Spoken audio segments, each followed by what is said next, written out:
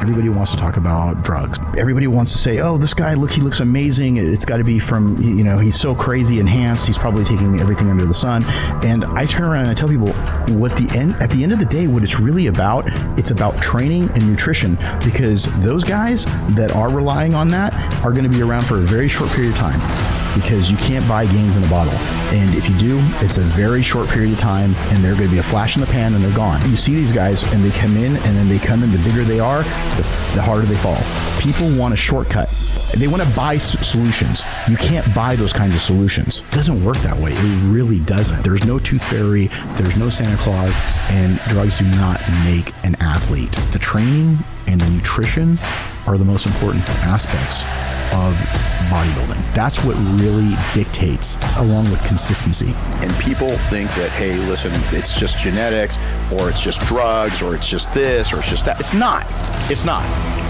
You could take all the drugs in the world, growth hormone, testosterone, this, that. Number one, you've got to train.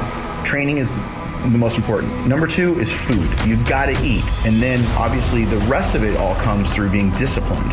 So guys, everybody who thinks that these guys all look the way that they do because of drugs, you guys are all wrong. It's not.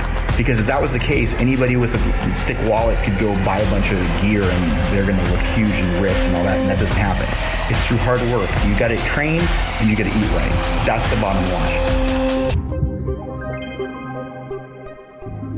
Your haters pray for you to fail, but they don't realize you succeed because you get back up when you fail. You succeed because you learn from each and every mistake.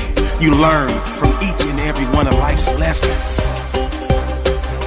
You go into the battle, you go into the competition with the mindset of, I either win or I learn. Losing is never an option, because in every failure, in every setback, in every defeat, or should I say, in every so-called failure, every so-called setback, every so-called defeat, there was a lesson to learn. My question for you is, life is teaching, but are you absorbing? Are you retaining the lessons to be learned? There's a reason why winners win, because they understand that you must go through the process, and part of the process is hardship. Part of the process is bad days. Part of the process is things not going according to plan. But Confucius said, our greatest glory is not in never falling, but in rising every time we fall. What's your heart like? The legendary R&B group New Edition says, can you stand the rain? But I say, can you stand the pain? Cause if you can't stand the heat, get your butt out the kitchen. Cause sometimes you have to get knocked down lower than you've ever been to stand back up taller than you ever have before. And that's the mindset of the greats. That's the mindset of the champions. That's the mindset of the winners.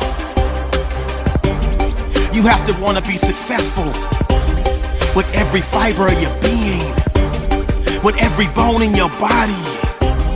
Because on that journey to greatness, your bones will break. But guess what? They will heal. They will mend. And if you're mentally strong enough, and if you're mentally tough enough, you will come back stronger than ever. I need you to have the will. I need you to have the passion. I need you to have the desire to stand tall in the face of it all. I love it when the legendary motivational speaker Les Brown said, if you fall down, I hope you land on your back. Because if you can look up, you can get up. And that's a fact. It's not if, it's not when, it's not whether you'll ever get knocked down. It's whether you'll get back up.